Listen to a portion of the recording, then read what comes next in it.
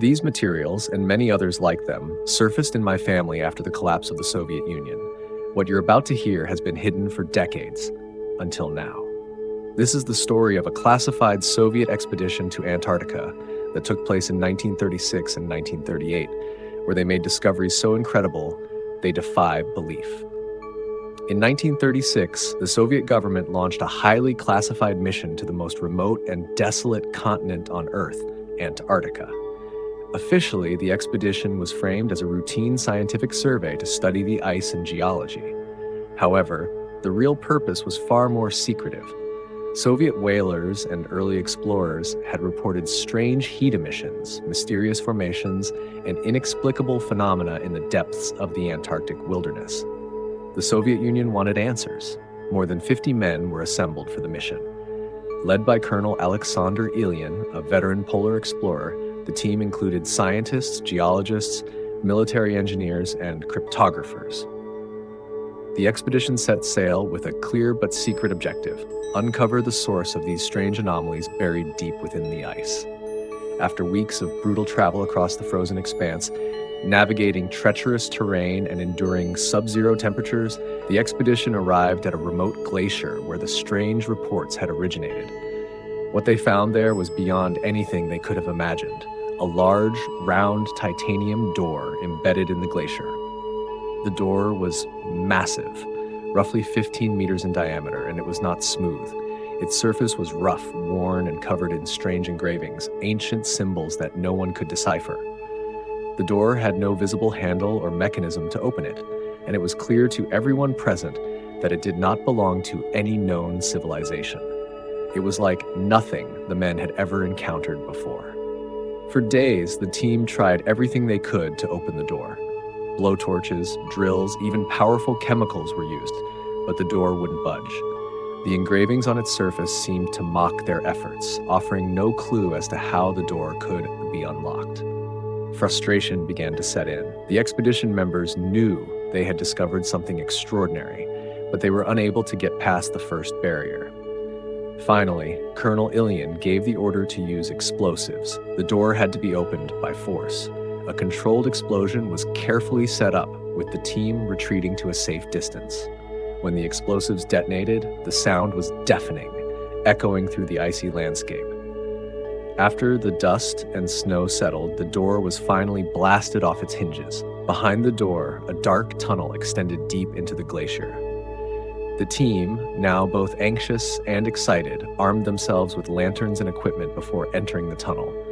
The walls of the passageway were rough, as if it had been carved out of the ice long ago. Strange symbols, similar to those on the door, lined the walls, glowing faintly as the men passed by. As they descended deeper into the glacier, the air around them grew warmer, a bizarre contrast to the freezing conditions outside. This unnatural heat only intensified the sense of unease among the team members. Whatever they had uncovered, it was not natural. After what felt like hours of descending through the icy tunnel, the team arrived at a massive underground chamber, and there in the center of the cavern was something truly astonishing: a pyramid, rising 36 meters into the air, partially covered in ice. The pyramid's surface was dark and metallic, rough to the touch, and covered in more of the strange symbols they had seen along the tunnel. Despite being buried under ice for possibly thousands of years, the pyramid appeared to be in perfect condition, as though it had been built recently. The scale of the structure was mind-boggling. It was an engineering feat far beyond anything known to human civilization. The men were in shock. How could such a structure exist here, in the most inhospitable place on Earth? Who or what had built it? After carefully exploring the exterior, the team found an entrance leading into the pyramid. Inside, they discovered a labyrinth of chambers and passageways. The chambers were filled with strange objects, artifacts that defied explanation. Some appeared to be advanced technology with intricate gears and mechanisms unlike anything the scientists had ever seen. Others were ceremonial in nature, statues and carvings that depicted beings and symbols they could not recognize. But the most disturbing discovery lay in one of the innermost chambers. There, on a raised stone slab, was a skeleton that didn't belong to any creature known to Earth. The skeleton was enormous, nearly 7 feet tall, with elongated limbs and an oversized skull. Its eye sockets were huge, far larger than those of a human, and its fingers were long and webbed. It was clear to everyone that this was not a human skeleton, nor did it belong to any known species on Earth. The scientists were in shock. They had just uncovered proof of extraterrestrial life. The implications of this discovery were staggering. Could this pyramid have been built by an ancient alien race that once visited Earth? Had this being been their leader, their deity, or something else? The team documented everything: photographs, sketches, and samples. They knew that this discovery would change everything, but they were also aware that it needed to be handled carefully. The Soviet government would want to know immediately. 2 years later, in 1938, Stalin authorized a second expedition. This time, the mission was larger, better equipped, and had a clear objective: to fully explore the pyramid, catalog the artifacts, and uncover any technology or knowledge that could be used to advance Soviet power. Stalin was particularly interested in the potential military applications of what had been found. More than 50 men returned to the site, including elite scientists, engineers, and military experts. Upon their arrival, they re-entered the pyramid and resumed their exploration. The chambers seemed to go on endlessly, filled with more strange artifacts and devices. But the most astonishing discovery came not from within the pyramid, but from outside, hidden beneath the snow and ice. Not far from the pyramid, buried deep under the glacier, the team uncovered a massive, disc-shaped object. It was partially exposed, as though the ice had shifted just enough to reveal it. The object was about 30 meters in diameter, and its surface was metallic and rough, similar to the titanium door.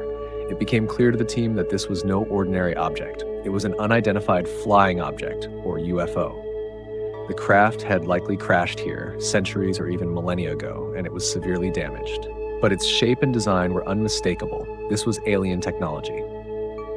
Nearby, the team made another discovery: a water-resistant structure, almost like a hangar designed to house the UFO. The structure was built with the same mysterious material as the pyramid and the door, and it was perfectly preserved. It became clear that this glacier had once been a base of operations for an advanced extraterrestrial civilization. Inside the UFO, the team found more artifacts, control panels covered in glowing symbols, strange devices that operated on principles far beyond human understanding, and what appeared to be a propulsion system unlike anything they had ever seen. But the most mysterious discovery lay in the heart of the craft. There, floating in a vaporous, glowing structure, was something that defied explanation. It pulsed with energy, as though it were alive. Some believed it was a power source, while others thought it could be an artificial intelligence or even a form of alien life. After returning to the Soviet Union, all findings from both expeditions were immediately classified at the highest level. The Soviet government understood the magnitude of what they had discovered and feared what would happen if the world learned of it. The alien skeleton, the pyramid, the UFO, and all the artifacts were hidden away in secret research facilities, and the men involved were sworn to secrecy. Over time, the story of the Soviet expeditions faded into obscurity, buried in classified files. But after the collapse of the Soviet Union, some of these documents and materials leaked into private hands, my family being one of them. Now, for the first time, these incredible discoveries are being revealed. The truth of what the Soviet Union found in Antarctica remains one of the greatest mysteries of our time. They uncovered evidence of extraterrestrial life, advanced technology, and a mystery that has been buried under ice for millennia.